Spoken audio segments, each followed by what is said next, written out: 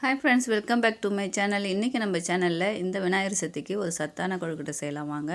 இது என்னன்னு பார்த்தீங்கன்னா, கேழ்வரகு மாவில் செஞ்ச கொழுக்கட்டைங்க. நம்ம எப்பயுமே அரிசி மாவில் செய்வோம். கேழ்வரகு மாவில் செய்யும்போது சத்து அதிகமாக இருக்குங்க. ஓகே ஃப்ரெண்ட்ஸ், இப்போ எப்படி செய்யுதுன்னு பார்க்கலாம். அதுக்கு மேலே நம்ம சேனலை நீங்கள் இன்னும் சப்ஸ்கிரைப் பண்ணாத இருந்தால் நம்ம சேனலை சப்ஸ்கிரைப் பண்ணிக்கோங்க. கேழ்வரகு மாவை சலித்து ரெடி பண்ணி வச்சுருக்குங்க. இப்போ நம்ம ஒரு 1.5 கப் அளவுக்கு எடுத்துக்கலாம். உங்களுக்கு எந்த கப்பில் வேணால் நீங்கள் மெஷர்மெண்ட் பண்ணிக்கோங்க. நான் 1.5 கப் அளவுக்கு எடுத்திருக்கேன். இது கூடவே ஒரு 2 சிட்டிக்கு அளவுக்கு உப்பு சேர்த்துக்கலாம். அதுக்கப்புறம் ஒரு அரை கிளாஸ் அளவுக்கு தண்ணி எடுத்துக்கலாம். இதை நம்ம கொஞ்சம் கொஞ்சமாக சேர்த்து பெசரி எடுத்துக்கணுங்க. இப்போ பாருங்கள், ஃபுல்லாகவே மாவை ஈரமாக்கியாச்சு. இந்த மாதிரி நம்ம அழுத்தும் போது அந்த மாவு ஒன்றோட ஒன்று ஒட்டி வரணுங்க. இப்போ ரெடி ஆகிடுச்சு.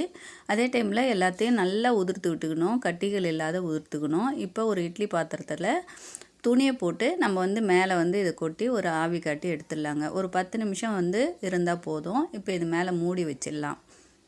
இப்போ இது 10 நிமிஷம் வேகட்டும். அதுக்குள்ளே தேவையான பொருளை நம்ம ரெடி பண்ணி எடுத்துக்கலாம். பாசிப்பருப்பு 2 ஸ்பூன் அளவுக்கு வறுத்து எடுத்துக்கலாம். இதை ட்ரை வானலில் வறுத்தா போதுங்க, எண்ணெய் எதுவும் போட தேவையில்ல. பாருங்கள், இந்த அளவுக்கு செவக்க வறுத்து எடுத்துக்கலாம். அடுத்தது எள் 2 ஸ்பூன் அளவுக்கு எள் எடுத்துக்கலாம். எள் அதிக நேரம் வறுக்கக்கூடாதுங்க, படப்படன்னு வெடிக்கும். அந்த சமயத்தில் நம்ம நிறுத்திடலாம்.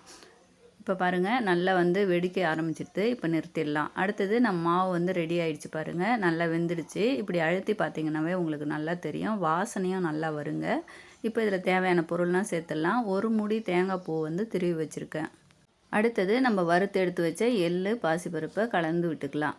நல்லா இதை மிக்ஸ் பண்ணிவிட்டு இது கூட நம்ம வெல்லம் சேர்க்க போகிறோங்க. வெல்லத்தை ஏற்கனவே தண்ணியை சூடு பண்ணி அதில் வெல்லத்தை கரைச்சி வடிகட்டி எடுத்து வச்சுருக்குங்க. வெல்லம் அப்படியே போடும்போது அதில் மண் இருக்கும். அதனால் இது போல் கரைச்சி எடுத்து வச்சுக்கோங்க. இப்போ தேவையான அளவுக்கு நம்ம போட்டு கொஞ்சம் கொஞ்சமாக பெசரி எடுத்துக்கலாம். இது கூடவே 2 ஏலக்காவை பொடி பண்ணி சேர்த்துக்குங்க. இப்போ இதை நல்லா பிசைஞ்சு விட்டுட்டு அவ்வளோதாங்க, கொழுக்கட்டையாக பிடிச்சி வைக்க வேண்டியதாங்க. இந்த மாதிரி பிடிக்கிறதுக்கு நல்லா வரணும் கொழுக்கட்டை.